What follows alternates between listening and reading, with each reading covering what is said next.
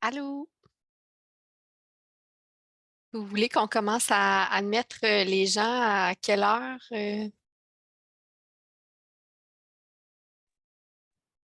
C'est une bonne question. Je sais pas, j'ai pas de préférence. Ben moi je dirais là 5 minutes avant, puis ce qu'on montre maintenant, c'est que c'est dans 5 minutes que ça va commencer, là. Fait que Mhm. Good. Parfait. Parfait. Vous êtes prêts, Vincent, Anthony? Depuis la semaine passée. Bonne réponse.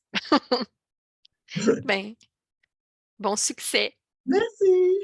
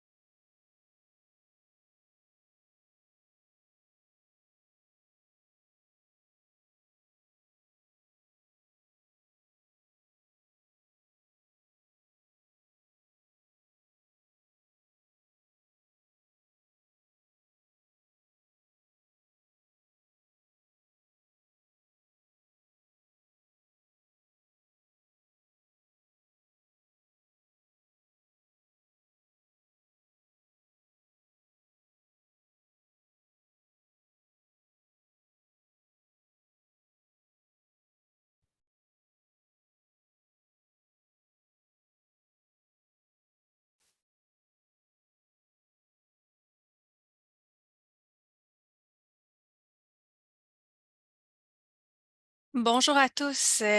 Merci de vous joindre à nous pour cette présentation des moyennes du secteur grande culture.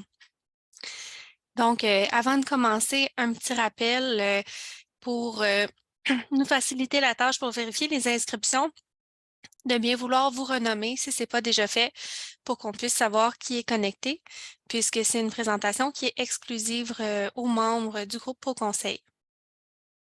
Je vous laisse 1 ou 2 minutes là, avec l'image. Merci aussi, durant toute la présentation, de garder vos caméras et vos micros fermés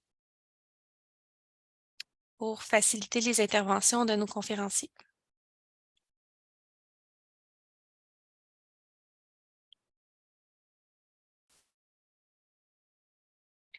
Donc, la présentation de ce midi va porter sur l'analyse de l'année 2022 dans nos secteurs de grande culture. Nous tenons à remercier le réseau AgriConseil Montérégie pour son appui financier et c'est grâce à ce partenaire-là que nous pouvons faire des conférences aussi complètes là, sur différents thèmes durant toute l'année. Quelques points techniques avant de commencer. Donc, si vous avez des questions durant la présentation, n'hésitez pas à les poser via le chat ou clavardage. Donc, vous avez une petite icône comme celle qui vous est présentée à l'écran, en bas de votre écran. Donc, vous pouvez en tout temps écrire vos messages à cet endroit. Et puis, nous allons juger si on y répond tout de suite ou à la fin, tout dépendant du contenu de la question, mais en tous les cas, on va vous répondre. Ensuite, pour vous permettre de bien voir notre présentation et nos conférenciers en même temps, nous vous suggérons d'utiliser la vue standard et vous pouvez choisir cette vue-là en allant à droite en haut de votre écran. Vous avez les paramètres, vous pouvez choisir la vue standard comme il vous est démontré dans la diapo.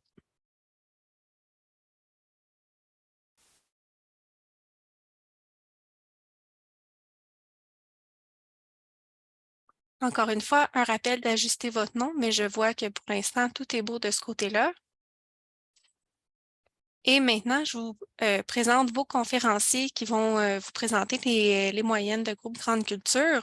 Donc, premièrement, Vincent Boucher, qui est maintenant là, un des seniors de notre équipe de conseillers en gestion, qui est présent au groupe Conseil depuis octobre 2018. A fait un DEC en technologie de production animale à l'ITA de Saint-Hyacinthe. Il a obtenu son DEC en 2016 et ensuite s'est dirigé à l'Université Laval pour compléter un baccalauréat en agronomie en mai 2020. Donc, il a été élevé sur une ferme laitière et de grande culture et c'est cette expertise-là aussi et tout le bagage qu'il a acquis comme conseiller en gestion qu'il apporte aujourd'hui à la présentation. Donc, une recrue qui va se joindre à Vincent pour la présentation, donc Anthony Dubé, qui est chez ProConseil depuis avril 2021. Il a complété un DEC en gestion et technologie de l'entreprise agricole, de même qu'un baccalauréat en agroéconomie de l'Université Laval qu'il a complété en mai 2022. Il est aussi activement impliqué aux opérations de sa ferme familiale, spécialisée en production laitière, porcine et grande culture. C'est donc ces trois expertises qu'il apporte tous les jours là, dans les conseils qu'il vient donner à ses clients. Je vous laisse maintenant vos conférenciers vous présenter l'analyse de groupe, le secteur grande culture.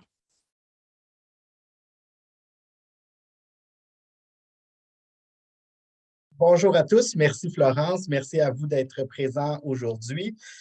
Comme Florence vous l'a mentionné, aujourd'hui, on va vous parler là, de l'évolution du secteur des grandes cultures en 2022 comparativement à 2021. Pour aborder là, ce sujet, on va commencer par vous montrer un peu quelle est notre entreprise typique moyenne en 2022 et pour notre groupe de taille. Ensuite, on va vous présenter les résultats qu'on va comparer avec l'année 2021. Et au cours de la présentation, on va aussi, là, de temps en temps, vous faire apparaître des graphiques d'évolution des 5 dernières années sur certains critères qu'on a jugés pertinents. Et pour terminer, on a fait un petit exercice budgétaire là, pour entrevoir peut-être avec ce qu'on sait aujourd'hui, comment pourrait s'aligner l'année 2023. Fait que pour débuter, cette année, comme on est un peu plus tôt en saison, notre groupe moyen est un peu plus faible là, que par le passé. On a 18 entreprises spécialisées en grande culture, ce qui veut dire qu'ils n'ont aucune activité dans les productions animales. Les entreprises ont un minimum de 70 hectares en culture et le maximum, là, ça va à 600-700 et plus hectares là, en culture. Donc, on a quand même un groupe très diversifié. Dans ce groupe de 18 entreprises-là, on a sélectionné là, 5 entreprises pour créer notre groupe de tête. Pour les critères qu'on a retenus, on a élaboré un indice là, à partir des critères suivants. Donc, la marge sur charge variable, qui vaut pour 30 dans l'indice, le pourcentage de charge pour un 30 aussi, le revenu standardisé du travail par unité de travail personne pour un 20 et finalement le rendement de l'actif qui compose là, un autre 20 de notre indice. Donc, le portrait de notre entreprise moyenne en 2022, l'entreprise moyenne cultive là, 381 hectares, comparativement au groupe de tête là, qui en cultive 529. Donc, notre entreprise du groupe de tête, qui est une entreprise là, plus grosse que celle de notre moyenne. Les proportions des différentes superficies sont très semblables entre la moyenne à presque 48 de maïs grain, le groupe de tête à 46 et au niveau du soya, 36 dans notre groupe moyen et 32 le groupe de tête. Ce qui nous laisse des autres cultures qui peuvent être du blé ou des cultures de conserverie et autres. Un 22 pour le groupe de tête et un 16,7 pour le groupe moyen. On se rappelle au début de la saison passée, avec tout ce qu'on voyait passer sur l'augmentation des coûts des intrants, entre autres des fertilisants, on se faisait parfois demander, là, bon, est-ce que les producteurs vont changer leur plan de culture? Est-ce qu'ils vont préférer faire du soya qui est moins demandant en intrants? La réponse a été non, parce que si on prend ce groupe-là l'année passée, on avait pour 48 hectares aussi de maïs grain et 34 de soya. Donc, des variations très marginales qui ont eu lieu là, au niveau des superficies entre 2021 et 2022. Là. Donc, ce qu'on a pu entendre sur l'augmentation des coûts n'a pas découragé les producteurs de produire du maïs grain. Là, au contraire, là, on est demeuré parfait. Donc, pour continuer, on va aborder la section financière qui est sur les résultats globaux de l'entreprise. Oui, et c'est ma responsabilité. Donc, on va pouvoir commencer par le bilan de valeur marchande de notre entreprise. Donc, la photo de notre entreprise pour la majorité au 31 décembre 2022. Pour vous aider à vous repérer pendant la présentation, vous allez toujours avoir à gauche notre moyenne, puis à droite notre groupe de tête. Puis, les colonnes qui sont plus claires, c'est l'année en cours, donc l'année 2022, versus le comparable qui est l'année 2021 pour notre moyenne, puis notre groupe de tête. Donc, si on commence avec notre actif à court terme, cette année, par rapport à 2021, on a eu une hausse au niveau de l'encaisse et pour notre moyenne et pour notre groupe de tête. Pour notre moyenne, ça représente un 63 000 de différence par rapport à 2021. Puis pour notre groupe de tête, c'est un 97 000. Notre compte agri qui a varié lui aussi, pas dans le même sens. Pour notre moyenne, il s'agit d'une augmentation, on a un 14 000 d'augmentation. Par contre, pour notre groupe de tête, on a une diminution, donc on a un 27 000 de différence par rapport à 2021. Les comptes à recevoir, dans les deux cas, sont en hausse. Donc, on est passé de 389 000 pour notre moyenne à 435 000, grosso modo, pour notre moyenne, ce qui est une augmentation de 46 000. Puis, c'est une augmentation qui est 2 fois plus élevée pour notre groupe de tête. Notre groupe de tête, lui, qui, grosso modo, a l'équivalent d'un 85 000 de différence au niveau des comptes à recevoir.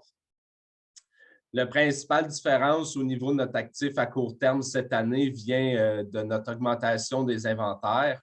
L'inventaire qui, d'une part, vaut plus cher, mais aussi, grâce au bon rendement, on a soit le même niveau d'inventaire que l'année précédente ou encore une plus grosse, encore plus de stock en inventaire. Donc, pour notre moyenne, c'est un 188 000 de différence par rapport à 2021. Puis notre groupe de tête qui, lui, c'est 376 000. Donc, au final, pour notre actif à court terme, on a une augmentation de 19,4 grosso modo, par rapport à 2021 pour notre moyenne. Puis notre groupe de tête, on est dans les ordres de 22 %. Donc, une hausse un petit peu plus marquée au niveau de notre groupe de tête. Si maintenant, on va voir au niveau du passif, notre passif à court terme, marge de crédit plus anticipée. Là-dedans, on se rappelle, on a encore entre 30 et 40 000, dépendamment des entreprises, pour le pré-COVID, donc la CUSC, qui va être à rembourser au 31 décembre 2023, que nous, on considère dans les marges de crédit, puis les dettes à court terme. Aussi, au niveau des anticipés, la balance, c'est soit la marge de crédit ou principalement cette année, les paiements pour les producteurs de grains du Québec, qui sont plus ou moins importants dépendamment des entreprises. Ça va en fonction des volumes qui ont été vendus, puis de la gestion de notre inventaire, si on veut. Comptes fournisseurs qui ont aussi été en hausse cette année et pour la moyenne et pour notre groupe de tête. Mais néanmoins, des hausses qui demeurent relativement constantes si on regarde par rapport au pourcentage de notre actif, dont on est encore à du 1 % et pour notre moyenne et pour notre groupe de tête. Dernière chose, l'exigibilité sur emprunt, donc la portion de capital qu'on estime à rembourser au cours de la prochaine année, qui est restée relativement stable pour ce qui est de la moyenne, une légère augmentation. Puis une diminution pour notre groupe de tête, ce qui fait que notre passif à court terme pour notre entreprise moyenne au 31, en fin d'année 2022, on était dans les alentours d'un 545 000, ce qui est à peu près le même niveau que l'année précédente. On a une petite augmentation d'un 0,7 % versus notre groupe de tête qui, lui, a quand même eu une augmentation plus marquée au niveau de son passif à court terme. Passif à court terme qui a augmenté de 8,9 % au cours de la même période. Si on les oppose l'un à l'autre, donc si on prend notre actif à court terme qui est le A en rouge, moins notre passif à court terme qui est le B en rouge, ça nous donne notre fonds de roulement. Donc, notre fonds de roulement qui a progressé cette année. Notre fonds de roulement qui est rendu à un niveau qui a augmenté de 308 000 par rapport à 2021 pour ce qui est de notre moyenne. Ou si on l'exprime en pourcentage, ça représente un 3,53 points de ratio de fonds de roulement. Donc, c'est quand même une bonne augmentation par rapport à 2021. Pour ce qui est de la moyenne est passée d'un fonds de roulement de 1,6 million, grosso modo, à 2,1 million. Ou exprimé en ratio, on est rendu à 3,57 %. Donc, si on compare notre ratio de fonds de roulement 2021-2022 versus pour la moyenne puis pour la tête, on voit que l'écart entre les deux ratios est plus restreint cette année entre notre moyenne puis notre groupe de tête. Donc, on a juste un 0,04 % de différence au niveau de notre ratio de fonds de roulement. Par contre, exprimé en nombre de mois, c'est-à-dire le fonds de roulement, notre fonds de roulement restant, combien de mois de dépenses moyens on pourrait couvrir avec quel niveau de dépenses moyens, on pourrait couvrir avec notre fonds de roulement. On pourrait couvrir l'équivalent de 16,5 mois pour notre moyenne versus notre groupe de tête qui est à 17,4 mois. Si on compare avec notre groupe d'évolution 5 ans, donc on voit ici, la ligne en bleu, c'est l'évolution de notre fonds de roulement, donc notre ratio du fonds de roulement. Par rapport à 2021, notre ratio a progressé de 18,5 %. Par contre, si on l'exprime sous forme de mois, il est demeuré relativement stable, une petite hausse de 2,5 %. Ce que ça nous fait dire, c'est que oui, d'une part, on a plus de fonds de roulement, mais nos besoins en liquidité ont aussi augmenté. Donc, une facture qui anciennement nous coûterait peut-être 30 000 $ aujourd'hui vaudrait peut-être 60 000 $. Donc, les besoins en liquidité à court terme y ont augmenté. Par contre, on a aussi plus d'inventaire puis plus d'actifs pour venir compenser. Donc, les factures sont plus grosses, les chèques sont plus gros, mais au final, on n'a pas nécessairement progressé au niveau de notre nombre de mois pour couvrir notre fonds de roulement, ce qui nous fait dire qu'on a des besoins en liquidité qui ont augmenté au même rythme que l'augmentation des revenus. Si on poursuit au niveau de notre bilan à valeur marchande pour voir maintenant l'actif à moyen long terme, donc au niveau machinerie et équipement, on a une augmentation par rapport à 2021 de 187 000. Là-dedans, on a pour un 168 000 de nouveaux investissements en machinerie. Puis, on a aussi une inflation cette année qui est quand même importante. On parle d'un 16,4 pour cette catégorie-là, à laquelle on va soustraire des amortissements qui varient entre 10 et 20 dépendamment de la catégorie de machinerie. Donc, au net, notre variation de notre catégorie est passée de 1,76 million à du 1,2 million. Pour ce qui est des bâtiments, les bâtiments, on a une variation nette de 66 000. Puis, dans leur cas, la valeur de l'inflation, c'est 16,9 puis, c'est un constat qui est un petit peu différent dans les grandes cultures. Dans le groupe de tête, c'est-à-dire notre groupe de tête qui a eu un niveau d'investissement au niveau des bâtiments plus important cette année que notre groupe moyen. Dernier élément, la terre. La terre qui, elle, au niveau de a progressé d'un 718 000 par rapport à 2021. En moyenne, c'est un 5 d'augmentation au niveau de la valeur des terres qu'on a attribuées en 2022. Donc, on voit qu'à l'hectare, en acre ou en arpent, dépendamment de la façon que vous le calculez, mais en hectare, on est rendu avec, pour notre entreprise moyenne, un 47 342 à l'hectare en moyenne. Puis pour notre groupe de tête, on s'approche du 50 000 à l'hectare. Donc, nos entreprises du groupe de tête qui seraient potentiellement dans des terres un petit peu plus onéreuses. Intéressant aussi à regarder les investissements au niveau du fonds de terre. Notre entreprise moyenne, elle a eu quand même des investissements importants au niveau de son fonds de terre en 2022 versus notre groupe de tête qui n'en a pas eu. Donc, à ce niveau-là, peut-être soit, puis c'est aussi peut-être en raison de notre plus petit échantillon, les entreprises qui auraient fait des acquisitions, ils ressortent un petit peu plus, mais néanmoins, notre moyenne aurait fait plus d'investissements au niveau du fonds de terre que notre groupe de tête. Donc, puis pour tout ce qui est des autres investissements agricoles, on aurait pour un total de 472 000 d'investissement net agricole pour notre moyenne, qui a été autofinancé à 30 %.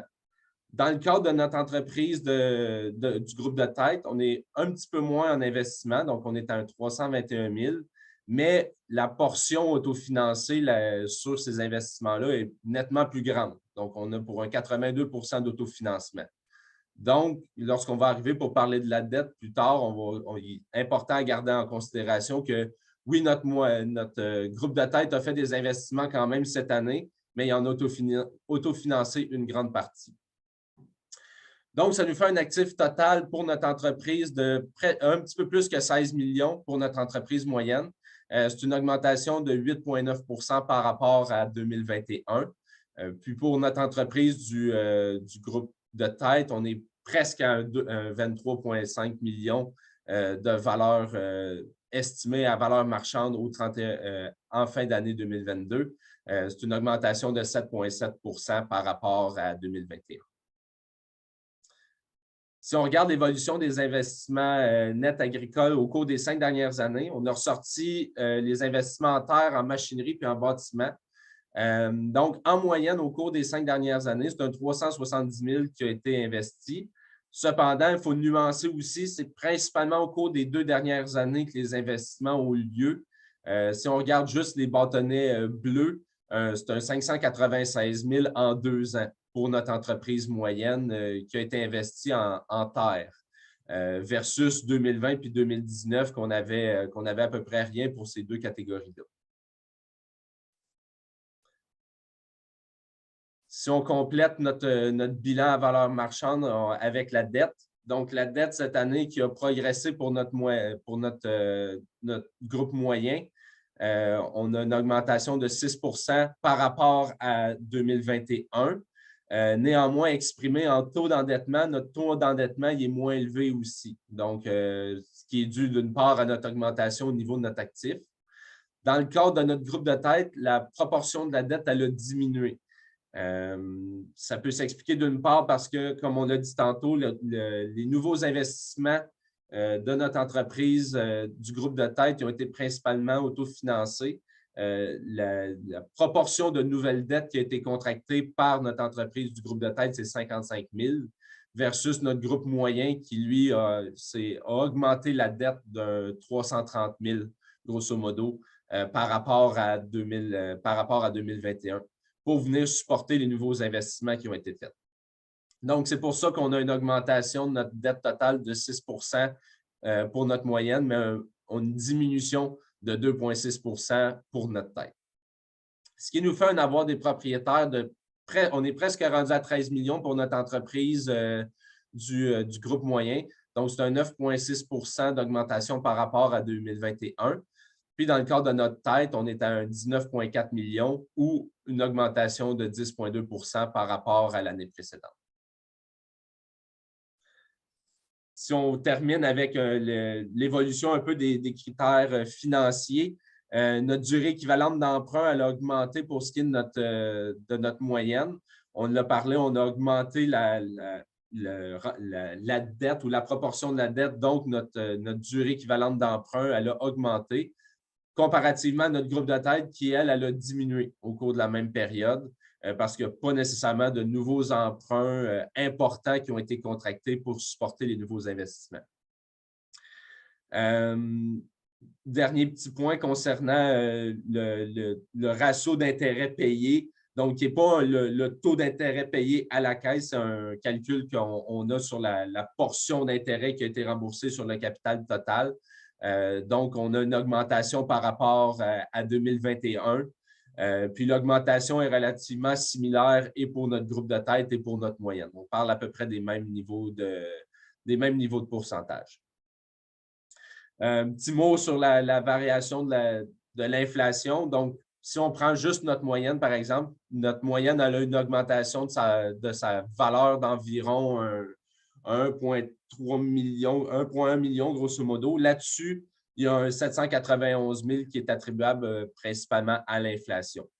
Donc, si on regarde le prochain graphique, qui est un peu l'évolution de notre avoir des propriétaires, on retrouve la ligne bleue qui est la variation de notre avoir net avec notre inflation. Donc, notre presque 13 millions est là. Si on enlève la portion qui est attribuable à l'inflation depuis les 5 dernières années, bien, on aurait une valeur de notre entreprise ou une valeur, c'est-à-dire de notre avoir net, qui tournerait plus dans les alentours de 10,1 millions. Donc, il y a un 2,9 millions de gains en 5 ans que nous, on a estimé, qui est principalement attribuable à la variation ou à l'inflation au niveau du prix des terres. Donc, cette année, on a une augmentation de 5,2 par rapport à 2021 pour ce qui est du prix des terres. Mais si on regarde l'évolution au niveau du graphique, on partait avec 2018 des terres qui valaient un petit peu moins que 37 000 grosso modo, au niveau à l'hectare. Puis là, on est rendu à presque du 47 000. Donc, ça fait le tour pour ce qui est de la partie un peu plus du bilan. Maintenant, on va parler un peu plus des résultats globaux au niveau de notre revenu dépenses. On va y aller un petit peu plus rondement puisque Vincent va quand même en parler davantage dans les coûts de production puis dans le secteur des grandes cultures. Pour ce qui est des ventes de récolte, les ventes de récolte, on a une augmentation de 15,1 par rapport à 2022. Important, par contre, de considérer aussi les variations d'inventaire, donc variation d'inventaire céréales puis variation d'inventaire de fourrage. Donc, ça nous fait des ventes de récolte brutes de 1 375 000 grosso modo pour notre moyenne, ce qui représente mon 15,1 d'augmentation. Si on fait le même calcul pour notre groupe de tête, c'est une augmentation de 10,6 ce qui peut expliquer la différence entre les deux, c'est que 2021, pour notre groupe de tête, ça avait été une très bonne année au niveau du soya. Puis cette année, ça a été une année un petit peu plus mitigée ou un petit peu plus ordinaire. Notre rendement du soya pour notre groupe de tête qui était comparable à celui de notre moyenne. ce qui peut expliquer que l'augmentation des revenus de récolte a été moins importante pour notre groupe de tête que notre moyenne. Pour ce qui est des autres revenus, des hausses dans à peu près tous les secteurs, tous les postes de revenus, donc une hausse au niveau de nos revenus d'agri-investissement, une hausse aussi au niveau de nos revenus de travaux à forfait, donc revenus extérieurs avec machinerie. On est passé d'un 29 000 à un 37 000 pour notre moyenne. Puis, pour ce qui est des revenus d'autres activités, bien là, il y a un peu de tout là-dedans, ça dépend. Il y a beaucoup d'entreprises qui font du déneigement, donc les revenus qui ont augmenté de 16 pour notre entreprise moyenne, puis 12 pour notre groupe de tête. Néanmoins, si on regarde au niveau des pourcentages que ça représente sur le chiffre d'affaires, on est pas mal similaire par rapport à 2021. Donc, nos ventes de notre secteur hôte versus notre secteur des grandes cultures, on n'a pas eu une augmentation significative au niveau de la proportion que ça prend sur notre chiffre d'affaires. Notre chiffre d'affaires qui, pour notre moyenne, il a progressé de 199 000 par rapport à 2021, ce qui représente un 14,2 d'augmentation. Puis pour notre groupe de tête, c'est un 212 000 d'augmentation par rapport à 2021 ou un 9,6 %. Si maintenant, on va voir au niveau des dépenses, les dépenses, je ne vous en prends rien, ça a augmenté cette année. Quand même des bonnes augmentations. Le constat qui est intéressant de faire ressortir, cependant, c'est qu'au niveau des charges variables, qui vont être passées plus en détail tantôt dans la présentation des coûts de production, on a à peu près le même niveau de charges variables. L'augmentation par rapport à 2021 a été à peu près la même au niveau de notre groupe moyen puis de notre groupe de tête. Donc, nos deux types d'entreprises ont été impactés relativement de façon similaire au niveau des charges variables. Si maintenant on regarde au niveau des frais fixes, les frais fixes qui ont augmenté d'un 9,9 % pour notre entreprise moyenne, des hausses qui sont un petit peu généralisées. L'entreprise moyenne, elle a aussi octroyé des hausses au niveau du salaire.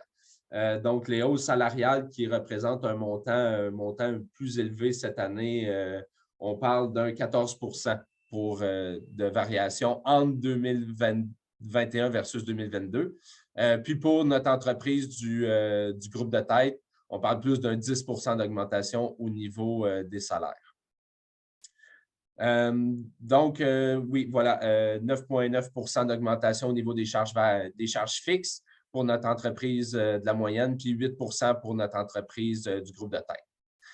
Dernier élément au niveau des intérêts sur emprunt, intérêts qui ont augmenté cette année par rapport à l'année précédente pour notre entreprise moyenne. On parle d'un 15 000 grosso modo d'augmentation au niveau de notre intérêt sur emprunt. Puis pour ce qui est de notre entreprise du groupe de tête, bien là, c'est juste un 5 000 de différence par rapport à l'année passée. Plusieurs raisons qui peuvent expliquer cette situation-là, dépendamment quand est-ce que les entreprises ont refinancé des emprunts. Aussi, le fait que notre entreprise du groupe moyen elle a eu un plus gros refinancement au niveau de la nouvelle dette. Donc, nouvelle dette qui a amené à être refinancée dans une période où est-ce qu'il y avait des changements. Donc, ce qui peut expliquer la différence entre nos deux entreprises.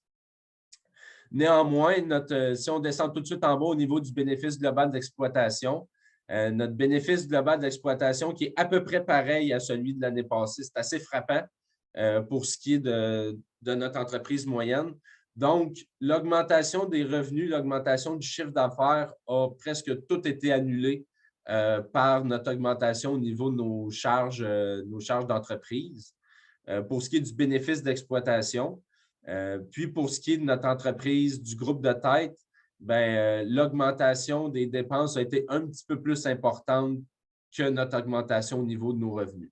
Cela dit, ça fait quand même un bénéfice d'exploitation de 908 000 pour notre entreprise du groupe de tête ou un 37 % du chiffre d'affaires, ce qui est excellent. Par contre, dans le bénéfice d'exploitation, on inclut l'amortissement, qui n'est pas une sortie d'argent réel, mais on n'inclut pas les paiements en capital. Donc, on va aller voir notre capacité de remboursement. Donc, on retrouve notre chiffre d'affaires qui avait progressé de 199 000 pour notre moyenne par rapport à 2021. Puis, on a aussi eu une augmentation au niveau de nos charges. Nos charges qui, elles, ont augmenté d'un 144 000 versus l'année précédente. Donc, c'est une augmentation de 3 points de pourcentage. Notre taux de charge qui est maintenant de 45 pour notre entreprise moyenne, puis de 41 pour notre entreprise du groupe de tête. Mais ça nous fait quand même une marge d'exploitation qui est supérieure. Donc, notre marge d'exploitation pour notre entreprise moyenne, qui est 6,7 plus élevé que 2021. Donc, il me reste un 876 000 ou un 55 de notre chiffre d'affaires pour rembourser les salaires, rembourser l'impôt, payer les propriétaires, puis rembourser la dette. La rémunération du travail qui a augmenté de 11,5 cette année par rapport à 2021, qui est demeuré similaire au niveau du pourcentage du chiffre d'affaires. Donc, on est encore avec un 11 pour notre entreprise moyenne. Les hausses, on l'a dit, viennent principalement des salaires qui ont été payés, mais aussi les retraits personnels des propriétaires qui ont augmenté par rapport à 2021, et pour la moyenne et pour notre groupe de tête. Puis, il y a aussi eu une augmentation au niveau de l'impôt payé. 2021 avait été une bonne année au niveau du bénéfice d'exploitation. Donc, les entreprises ont eu un petit peu plus d'impôts à payer en 2022 pour l'année 2021. Donc, pour notre entreprise moyenne, ça nous donnait grosso modo un 700 000 pour rembourser la dette. Puis la dette, le total des paiements qui a juste été de 210 937 $ en 2021. Donc, ça nous laissait quand même un solde résiduel de 488 000 ou un 30 du chiffre d'affaires, ce qui est encore un excellent solde résiduel si on compare par rapport à 2021, qui était déjà un solde résiduel exceptionnel. 2022 qui s'inscrit dans la même lignée. En valeur, on a une augmentation d'un 2,1 par rapport à 2021. Donc, on a un peu plus d'argent au niveau… notre entreprise, elle a généré un peu plus de solde résiduel en termes de valeur, mais en termes de pourcentage, on a un pourcentage qui est moins élevé du fait que notre écart entre notre taux de charge puis notre chiffre d'affaires est un petit peu moins élevé en 2022, c'est-à-dire. Puis pour notre entreprise du groupe de tête, une diminution au niveau de la valeur, puis aussi une diminution au niveau du pourcentage. On est à un 33 au niveau de notre solde résiduel, si on veut, ce qui est quand même un excellent niveau par rapport à l'historique des dernières années. C'est un excellent niveau. Donc, je n'ai pas parlé nécessairement des paiements dans le dernier tableau parce que je voulais plus l'aborder ici. Notre niveau des paiements au cours des 5 dernières années qui est demeuré relativement stable, surtout pour la période médiane 2019, 2020, 2021. On avait à peu près le même niveau de paiement année après année. Là-dessus, par contre, c'est la portion d'intérêt que vous pouvez voir sur la ligne orange. La portion d'intérêt qui tendait à diminuer, surtout en 2021 avec les taux, les taux d'intérêt qui étaient signés, qui étaient relativement faibles par rapport à l'historique. Par contre, 2022, on voit que la portion de paiement elle a augmenté. Donc, on est rendu à un 211 000 $ grosso modo au niveau des paiements totaux. Mais l'intérêt payé là-dessus est rendu à 26 comparativement à 22 l'année dernière. Dernier graphique pour ce qui est du portrait financier de notre entreprise, l'évolution du solde résiduel. On voit que la portion de la rémunération du travail qui est en orange, puis la portion des paiements qui est en gris, tend à demeurer relativement similaire année après année. Il y a des petites variations à gauche et à droite, mais ça demeure relativement dans les alentours du 14-15 pour ces deux critères-là, puis 11 pour la rémunération du travail.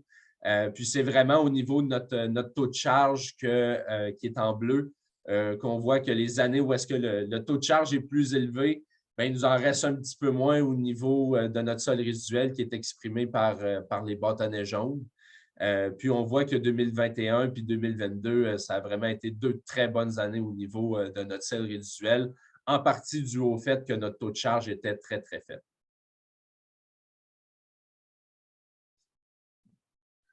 On va maintenant rentrer dans le secteur des cultures en spécifique, dans les résultats globaux qu'Anthony nous a présentés. Là, comme il a mentionné, il y avait les autres secteurs de l'entreprise qui pouvaient venir influencer les résultats.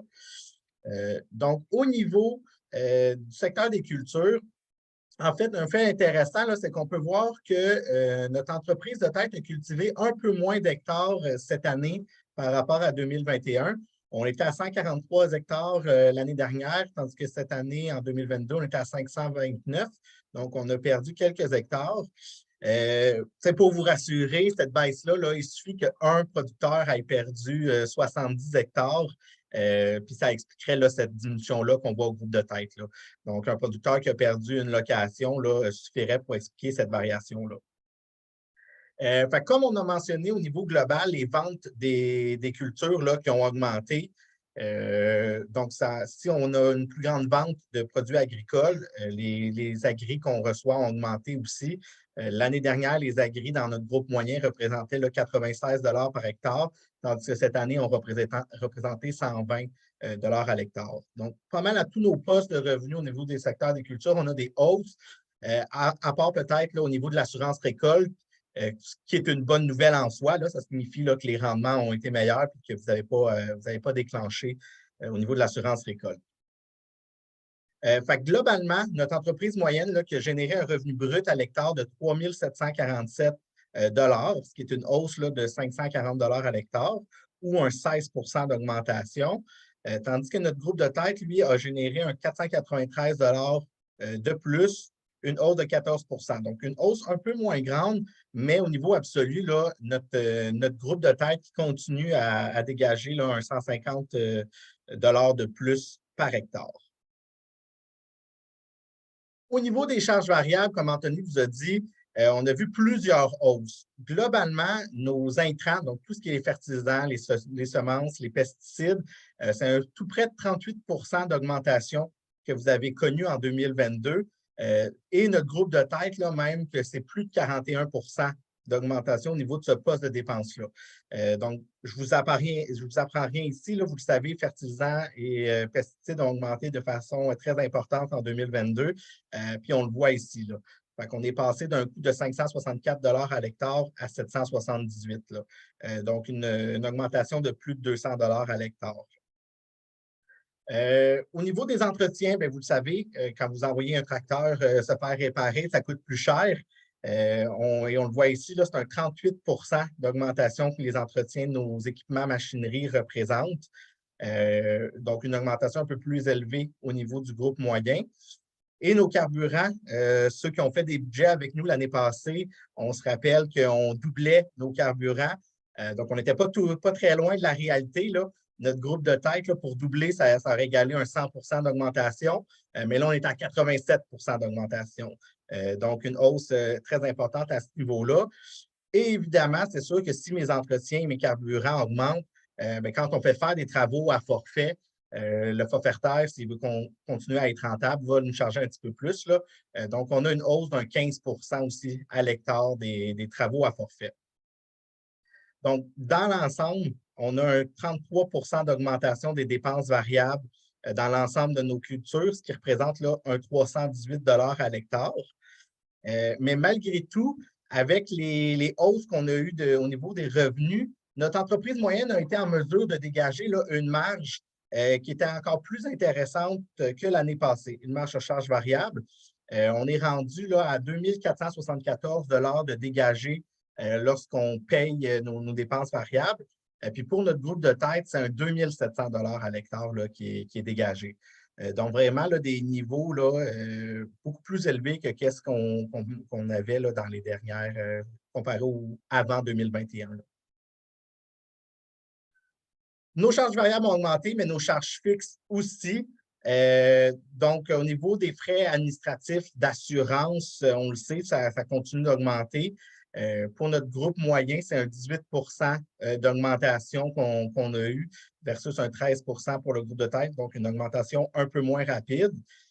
Au niveau des amortissements, c'est là qu'on voit l'effet de l'inflation qu'on a mis sur vos équipements et machineries. Ça a un impact, évidemment, à la hausse sur les amortissements qui sont retenus, tout comme les investissements que vous avez réalisés. Donc, la perte de valeur des équipements dus à l'utilisation, qui représente un 21 en 2022 d'augmentation. Et au niveau des bâtiments, c'est un 13 niveau de l'intérêt aussi, qu'on voit ici, qui est passé d'un 103 à l'hectare à 137 à l'hectare. Fait que c'est quand même une hausse de 33 des intérêts payés à l'hectare que le groupe moyen a connu. Versus le groupe de taille, comme Anthony vous l'avait présenté, là, les intérêts ont augmenté moins rapidement.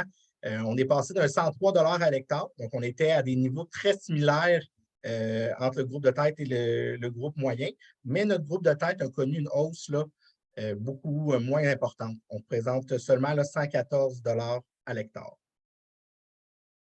Dans l'ensemble, nos charges fixes ont augmenté d'un 17 et nos charges totales d'un 25 Donc, pour cultiver un hectare, autant en termes de charges variables que de charges fixes, ça représente un 2372 de dépenses qui est engagé pour le groupe moyen, une hausse de 478 à l'hectare. Et au niveau de mon groupe de taille, c'est un 2342. Donc, on voit qu'au niveau charge totale, on est très similaire entre notre groupe moyen et notre groupe de taille.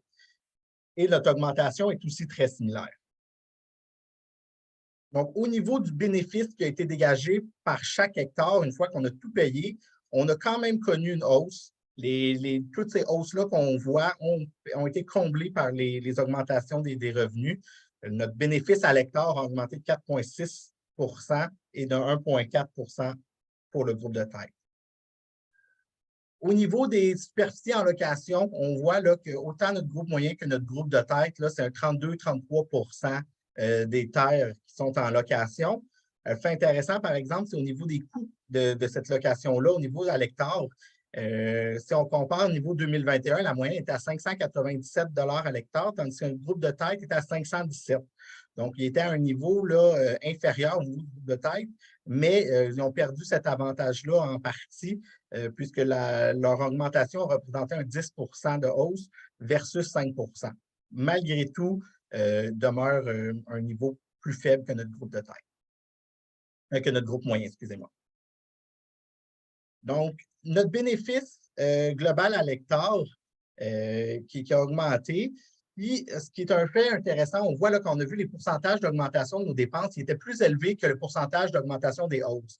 Ce que ça signifie, ça veut dire que ce qui nous reste au niveau du bénéfice, une fois les dépenses payées, représente une plus petite proportion des revenus bruts qu'auparavant. En 2021, le bénéfice qu'on avait dégagé représentait 41 des revenus bruts, tandis qu'en 2022, c'est seulement 37 des revenus bruts. Bien que notre pourcentage diminue, au niveau du chiffre absolu, on a quand même une hausse. Il reste fait en sorte quand même que c'est une situation plus intéressante, même si notre pourcentage a tendance là, à être plus faible. Donc, ici, pour visualiser l'évolution de notre bénéfice des cultures dans le temps, au courant des 5 dernières années, on a notre ligne en vert qui représente l'augmentation des revenus bruts. Donc, on voit la pente de cette ligne-là entre 2020 et 2022 qui est très prononcée. Et en bas, ici, on a la partie en bleu qui est prise par les charges variables. Donc, oui, on a une hausse, mais globalement, comparé aux revenus, la pente est beaucoup plus faible. Donc, ici, on retrouve là, notre hausse là, entre 2021 et 2022 là, qui représentait 318 à l'hectare. Et à ça, on ajoute nos frais fixes qui ont augmenté un peu plus rapidement que les frais variables, mais malgré tout, l'écart entre notre ligne verte et notre section jaune, c'est le bénéfice qui a été dégagé à l'hectare. Donc, comparé à 2018 à 2020, Notre écart était relativement faible, mais cet écart a pris de l'ampleur au courant des 2 dernières années. Si on rentre dans nos coûts de production par culture, on va commencer avec notre maïs. Donc, on l'a entendu souvent l'année 2022 au niveau du rendement de maïs qui ont été très, très, très bons. Au niveau de la moyenne, on a pris 1 tonne de rendement comparé à l'année passée. On a atteint 12,5 tonnes à l'hectare. Et notre groupe de tête, qui était déjà à 12 tonnes l'année dernière, a atteint 12,8 tonnes cette année. Au niveau des prix, les prix ont continué à progresser en moyenne. Pour notre groupe de tête, l'année passée, la récolte qui avait été estimée à 314 $ par tonne, et on est maintenant rendu à 350 $ par tonne. Donc, une augmentation élevée et plus élevée aussi là, que notre groupe moyen qui, lui, est passé d'un 318 $ la tonne à 350. Donc, globalement, 1 hectare de maïs, lorsqu'on considère les agri-investissements, entre autres, et les quelques revenus d'hiver, génère là, pour un 4 550 $ à l'hectare pour le groupe moyen et 4 726 pour le groupe de tête. À ça, évidemment, il faut ajouter là, nos dépenses. Donc, on voyait nos charges d'approvisionnement globales pour l'ensemble de nos cultures qui avaient augmenté d'un 30 %, mais lorsqu'on le prend là, point par point, les fertilisants qui ont plus que doublé en 2022 là, dans notre maïs. On est passé d'un 326 $ à l'hectare à 677. Et dans le cas de notre groupe de tête, on est passé d'un 297 à un 640. Donc, un peu les mêmes constats qu'on peut dire que précédemment. Notre groupe de tête, les hausses ont été plus importantes en pourcentage, mais demeurent à des niveaux malgré tout inférieurs. On a voulu se questionner, bon, est-ce que les producteurs ont décidé de couper dans leur approvisionnement en fertilisants dans les terres vu les hauts prix? Donc, au niveau de ce graphique-ci, la ligne qu'on voit ici, c'est le coût à l'hectare de nos fertilisants. Et on a nos différents apports là, qui ont été faits au courant des années pour notre groupe moyen. Fait que la partie en bleu, c'est la kilo d'azote apporté à l'hectare.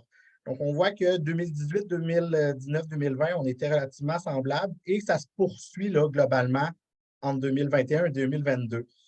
Donc, les producteurs qui n'ont pas apporté moins d'azote malgré le prix, ce n'est pas ça qui les a empêchés. On était en 2022 à 191 kg d'azote par hectare versus 194 kg à l'hectare en 2021.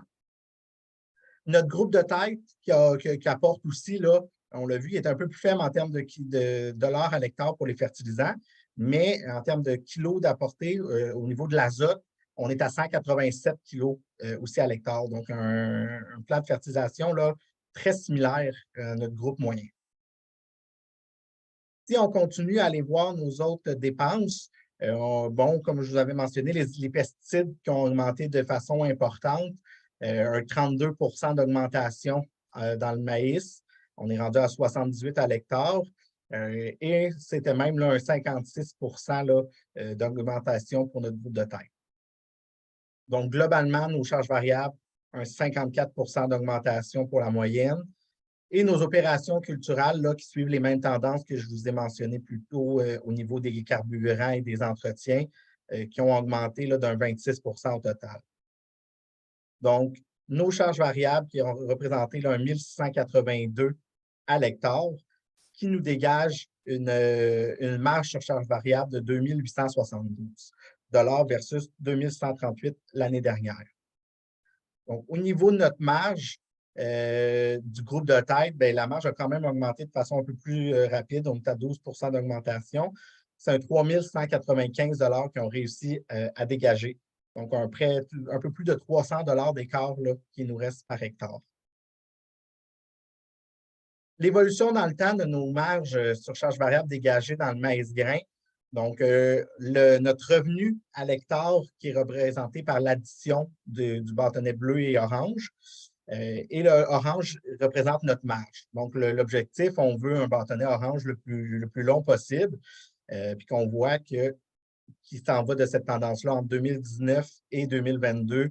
On est en une belle progression qui suit aussi principalement, là, évidemment, on le sait, c'est fortement relié au rendement que vous obtenez, rendement qui a été en hausse durant ces années-là aussi. Et on va voir maintenant notre coût de production par hectare dans le maïs. Donc, sur cette ligne-ci, on retrouve là, la marge sur charge variable qui vous a été présentée. À celle-ci, on ajoute nos charges fixes, qui incluent là, les retraits, les salaires, tout ce qui est le côté administratif, mais qui inclut aussi un volet de rémunération de l'avoir net, qui est un peu une dépense théorique, si on veut. La rémunération de l'avoir net, ça peut représenter là, un coût d'opportunité. Donc, c'est la valeur que vous laissez dans l'entreprise que vous possédez, qu'on y attribue un taux de rémunération. Donc, en 2022, là, ce taux de rémunération-là était de 1,54 %. Donc, sur l'avoir net que vous avez, on vous met comme un rendement de 1,54 %. Pourquoi je vous en parle précisément cette année, c'est que cette année, la rémunération a augmenté de façon très importante pour deux facteurs. C'est que l'avoir net a augmenté de beaucoup à cause de l'inflation, mais aussi le taux de rémunération de l'avoir net là, qui est passé de 0,94 % à 1,54 %. Donc, le taux de rémunération qui est ici beaucoup plus élevé, là, qui a un impact important. Donc, quand on considère l'ensemble de nos charges fixes, incluant la rémunération de l'avoir net, notre marge nette dégagée par chaque hectare qui a été en diminution. L'année dernière, on a dégagé 1 105 $ par hectare et cette année, on serait plutôt à 918 $. Donc, une baisse d'un 17 % pour mon groupe moyen. Par curiosité, c'est ça, j'ai ici ressorti là, quelle aurait été votre marge nette à l'hectare si on enlevait la rémunération de l'avoir net. Mais en 2022, la rémunération de l'avoir net, c'est tout près de 500 $ par hectare que ça représente. Donc, si j'enlève cet élément-là, notre marge nette aurait plutôt connu une hausse. On passait d'un 1378 à 1414 $ par hectare. Et pour notre groupe de tête, 1488 à 1608. Donc, l'impact de notre rémunération de l'avoir net qui se fait ressentir ici. Si on fait le même exercice pour le soya, Anthony vous l'avait dit, le soya qui a connu une année un peu plus moyenne, mais au niveau de notre groupe moyen, un rendement là, qui a été identique, 3,3 tonnes à l'hectare. Mais pour notre groupe de tête, c'est là que c'est pour ça que nos revenus ont, entre autres, peut-être été une progression moins rapide. On est passé de 3,7 tonnes à l'hectare à 3,2. Donc, au lieu de connaître un rendement stable, on a connu une diminution. Mais en contrepartie, on a quand même connu des hausses de prix plus importantes. Pour notre groupe de tête, c'est tout près de 800 $ la tonne que représente notre soya versus 760 $ la tonne pour le groupe moyen. Ici, toujours faire attention dans notre soya, par exemple, on considère autant le soya conventionnel que le soya Roundup ou encore du soya IP. Là. Donc, dépendamment des primes qu'ils peuvent avoir, ça peut venir jouer là, au niveau des prix la tonne qui ont été considérés. Donc, chaque hectare de soya qui a dégagé là, pour 2627 $ de revenus bruts en moyenne. À ça, évidemment, on ajoute nos dépenses. Mais comme notre soya est une culture là, qui est moins demandante en termes d'intrants, on voit vraiment là, la différence comparée au maïs. On a seulement là, un 9 % d'augmentation de nos frais d'approvisionnement, ce qui est beaucoup plus faible là, que ce qu'on avait vu dans le cas de notre maïs. Mais au niveau des opérations culturelles, évidemment, là, les entretiens carburants, là, eux, qui ont augmenté à une vitesse similaire. Donc, notre marge sur charge variable dans le soya qui a aussi connu une hausse. On est passé de 1734 en moyenne à 1942 pour le groupe moyen. Et pour le groupe de tête, on est rendu à plus de 2100 $ par hectare qui ont été dégagés. Et on va voir notre graphique d'évolution. Même chose que tout à l'heure. Donc, notre bâtonnet en rouge qui représente notre marge sur charge variable, donc lui qu'on veut le plus élevé possible, qui a suivi la même tendance que le maïs, mais au niveau des rendements, là, on pouvait peut-être faire un lien plus fort entre le rendement et les revenus totaux, tandis que pour notre soya, on voit que les rendements là, présentent moins de variabilité. Là, on est beaucoup plus stable au niveau du soya. Si on rajoute nos frais fixes pour avoir notre coût de production du soya, donc on a notre 1942 de marge sur charge variable, on a nos charges fixes totales, encore une fois, qui incluent la rémunération de l'avoir net, donc un 1790 à l'hectare. On aurait une marge là, en diminution là, pour notre groupe moyen qui est passé de 342 à 152 $ par hectare. On peut toutefois faire le même constat que dans le maïs. Si on retire notre rémunération de l'avoir net, on a quand même une hausse qui s'est passée. On est passé de 114 à 648 à l'hectare. Donc, si on compare ce chiffre-là à celui du maïs qu'on avait vu, qui était à un peu plus de 900 le constat qu'on peut faire, c'est qu'en 2022, le pari que les producteurs ont fait de conserver leur superficie en maïs grain a été payant parce que les rendements ont été excellents. Notre soya a été un peu moins profitable, là, si on veut, que pour le maïs. Pour arriver à une marge nette similaire au maïs, il aurait fallu que notre groupe moyen sorte 1 tonne de plus à l'hectare. Donc, il aurait fallu avoir un rendement de 4,3 tonnes à l'hectare pour que le soya soit autant intéressant que le maïs. Dernière culture à l'étude, notre blé. Donc, ici, encore une fois, mise en garde, ça inclut tous les types de blé, blé d'hiver, blé de printemps, et aussi de tous les types d'entreprises. Considérant qu'on a un faible volume d'entreprises qui produit du blé, on prend les coûts de production là, autant des entreprises laitières que grandes cultures. Là. Donc, il peut y avoir une certaine variation là, ici. Donc, c'est pour ça qu'en 2021, on a notre groupe complet de 31 entreprises. Puis là, cette année, on était juste encore pour l'instant 13 entreprises qui produisent du blé. Mais à première vue, le blé là, qui a connu un meilleur rendement cette année, en moyenne, on était rendu à 4,6 tonnes par hectare, ce qui représente une augmentation de 24 mais les prix, comparativement à notre maïs et à notre soya, qui ont un peu plus stagné. Là. On était à 399 en 2021, on est rendu à 407. Donc, des prix un peu moins en hausse comparativement aux autres cultures. Malgré tout, on a quand même augmenté nos revenus bruts par hectare. On est passé de 1843 à 2283. Notre paille a quand même connu une hausse de 24 au courant de l'année. On est passé de 312 à 397. Fait que là, c'est autant une combinaison peut-être de prix que de volume produit. À ça, évidemment, on ajoute nos frais variables. Donc, des hausses aussi dans notre blé au niveau des intrants, fertilisants, pesticides, mais des hausses un peu moins importantes là, que pour le maïs. En fait, opération culturelle, là, en hausse d'un 14 entre notre moyenne complète de 2021 et 2022. Ici, c'est pour ça que ça peut-être que ça différencie un peu notre groupe, c'est qu'on n'a pas exactement le même groupe là, de comparaison entre les deux années. Là. Ça pourrait expliquer pourquoi notre hausse est moins importante que dans les autres cultures. Là. Donc, le blé qui aurait dégagé cette année là, une marge de 1 280 par hectare, qui représente quand même là, tout près d'un 30 de plus qui nous reste à l'hectare. À ça, par exemple, si on ajoute nos frais fixes, notre marge nette dégagée en considérant la rémunération de l'avoir nette qui demeure négative à 498 à l'hectare. Et même si j'enlève ma rémunération de l'avoir nette, on demeure négatif là, qui est à 23 à l'hectare cette année. Donc, même constat que pour les autres, on est en hausse par rapport à l'année dernière, mais notre blé qui demeure négatif. C'est sûr qu'ici, il faut faire attention, là, il y a d'autres facteurs autres qu'économiques qui n'ont pas été considérés, là, qui sont difficilement quantifiables en termes de dollars. Là. Mais au niveau strictement financier pour cette année, le blé, là, qui, malgré les bonnes augmentations de prix, des bons rendements en 2022, on demeure avec une marge là, qui est autrement dit de zéro. En résumé, pour notre année 2022, on a connu un excellent rendement dans le maïs, un rendement dans le soya un peu plus moyen, mais dans les deux cas, des hausses de prix importantes, ce qui a permis de compenser les hausses des coûts des intrants et des paiements de la dette. 2022-2021, vous savez, ce sont 2 années exceptionnelles qu'il faut en profiter pendant qu'ils sont là. Vous le savez, le contexte économique qui évolue rapidement. Déjà, on le sait, en 2023, les choses ont bougé, les prix ont bougé, le coût des intrants varie aussi un peu.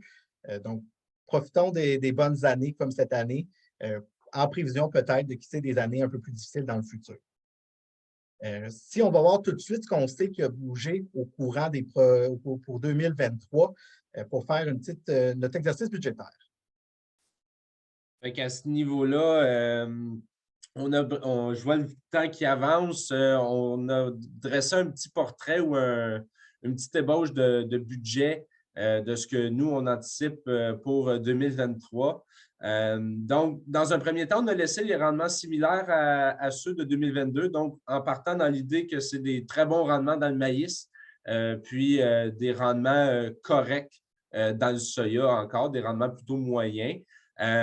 Pour ce qui est du prix des cultures, là, ça évolue passablement, c'est quasiment de semaine en semaine. Donc là, on a estimé un prix de 315 $ pour le maïs grain, prix la tonne, puis un 680 pour le soya. Là, il y en a peut-être trop pour le maïs grain, il n'y en a peut-être pas assez pour le soya. Puis soya, c'est tout type de soya aussi qui est estimé dans notre moyenne. Donc, à faire attention à ces niveaux-là. Les frais de production, on a aussi pris la décision de les laisser similaires à ceux de 2022 pour voir un peu la sensibilité de notre entreprise face à une baisse importante au niveau du revenu. Les frais de production, oui, les frais de fertilisants, ça semble vouloir baisser un petit peu au cours en ce début d'année pré-printemps. Par contre, pour ce qui est des autres frais, on tend à les laisser un petit peu plus stables. Donc, on a opté pour garder les mêmes coûts, les mêmes frais de production que 2022 pour notre prévision 2023. Salaire et retrait, on l'a attribué une hausse de 5 %. Il y avait déjà eu une bonne augmentation en 2022, donc on vient compléter cette hausse-là en 2023.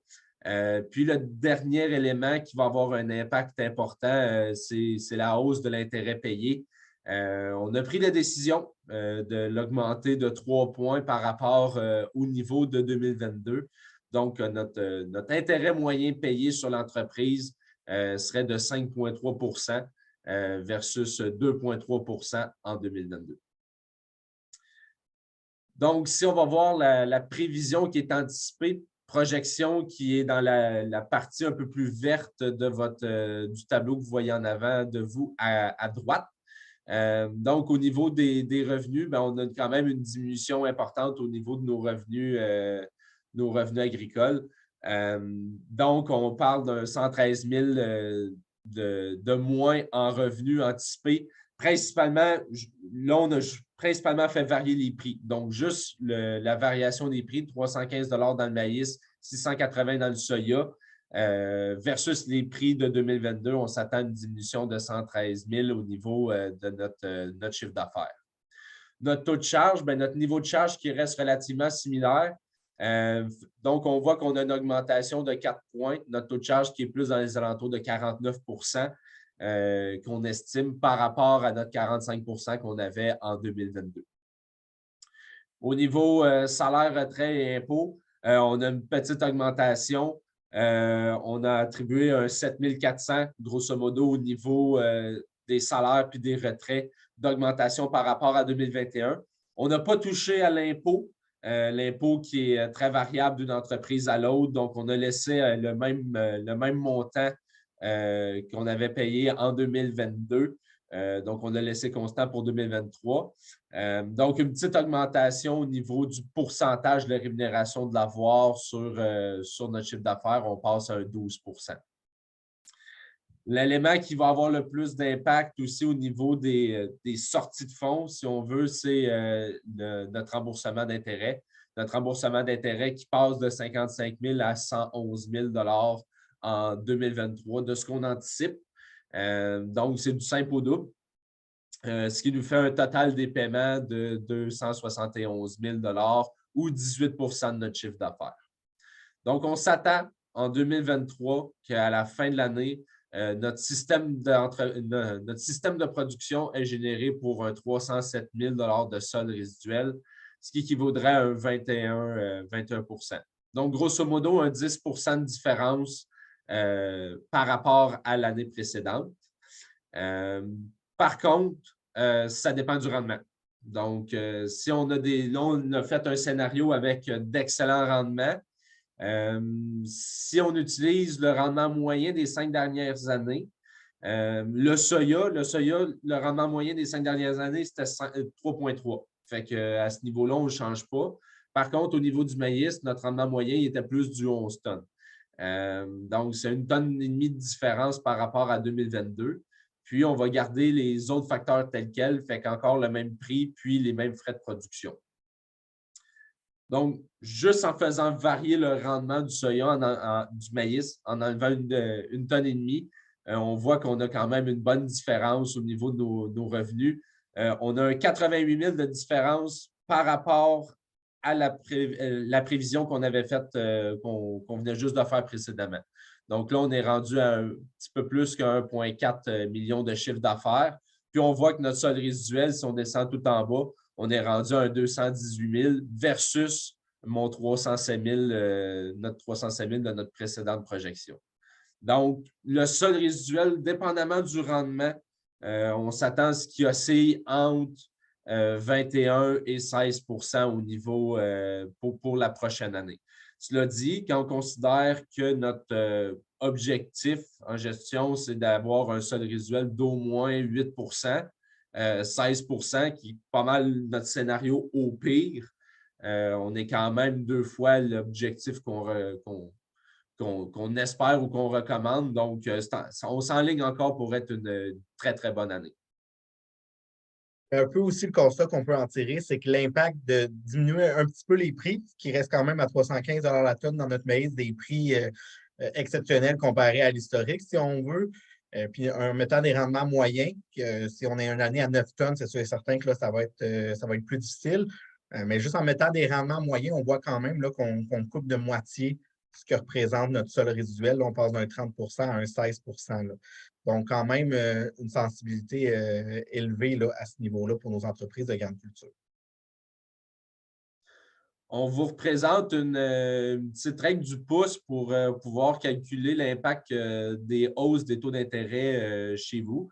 C'est une règle qui traîne depuis plusieurs années, puis est encore parfaitement d'actualité.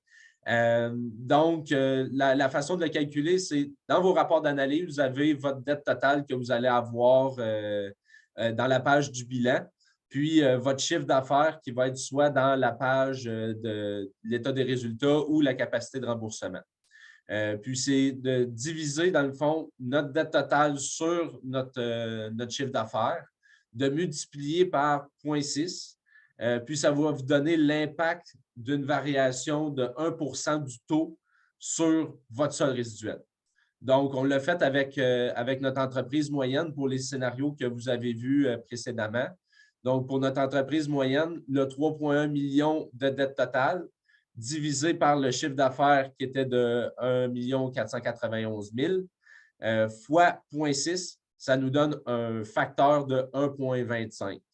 Donc, l'impact de chaque pourcentage de variation de mon taux d'intérêt sur le solde résiduel, c'est 1,25 Concrètement, chaque augmentation de 1 point du taux d'intérêt, c'est 18 650 $ sur le solde résiduel au final de notre entreprise moyenne. Donc, en conclusion, on a dépassé un petit peu de notre temps, on s'en excuse, mais 2022, ça a été une très bonne année malgré la hausse des coûts de production. La hausse du prix est venue en compenser une très grande partie. Avec 2021, c'est 2 excellentes années avec des soldes résiduels exceptionnels. On s'attend aussi à ce que 2023, ce soit une bonne année. Moins intéressante que 2022, mais encore là, 2022 était encore une année exceptionnelle. On essaie d'aller un peu plus vers la normalité pour 2023. Donc, on s'attend quand même à des bons résultats. Par contre, les taux d'intérêt puis les prix des marchés qui vont être à surveiller au cours de la prochaine année. Ce qui nous amène à conclure en vous disant que c'est important de bien budgéter vos futurs projets d'investissement. En tenant en compte le taux d'intérêt puis le contexte économique que nous vivons actuellement. Les entreprises qui semblent avoir des bonnes liquidités, qui semblent aussi avoir des bons inventaires en stock. Donc, 2023 risque d'être une année d'ajustement un peu à l'image du taux d'intérêt en 2022. Donc, l'impact va plus se faire ressentir en 2024 pour ce qui est vraiment de la diminution des prix de marché parce que nos entreprises, ils vendent encore du stock qu'ils ont à des prix qui ont été bookés intéressants. Donc, tenir compte du contexte économique, puis on s'attend quand même à ce que 2023, ce soit encore une très bonne année. On tient à remercier notre partenaire Réseau Agri-Conseil Montérégie pour nous avoir permis de vous rendre cet événement gratuit puis d'avoir accepté de financer cet événement.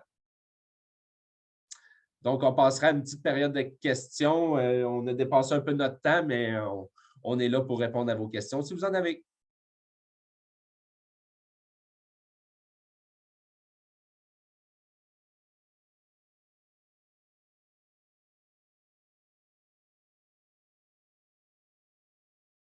Donc, ça a l'air calme autant au niveau du côté du chat. Donc, je vais en profiter pour vous inviter.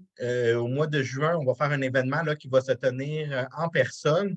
Donc, on va vous envoyer des invitations dans les prochaines semaines. Évidemment, vous êtes tous invités à venir en grand nombre à cette activité qui va se tenir en personne. Donc, comme je ne vois pas de questions, ça conclurait pas mal la présentation. Si jamais vous avez là, des questions qui vous viennent par la suite, n'hésitez pas à contacter votre conseiller là, pour vous y poser vos questions. Là, il va être en mesure de vous répondre. Donc, pour terminer, je vous remercie de votre présence aujourd'hui. Je voulais aussi simplement rappeler à tout le monde que vous allez recevoir un sondage par courriel. Donc, votre opinion est très importante pour qu'on puisse toujours s'améliorer dans ces présentations. Donc, merci de prendre quelques minutes pour y répondre.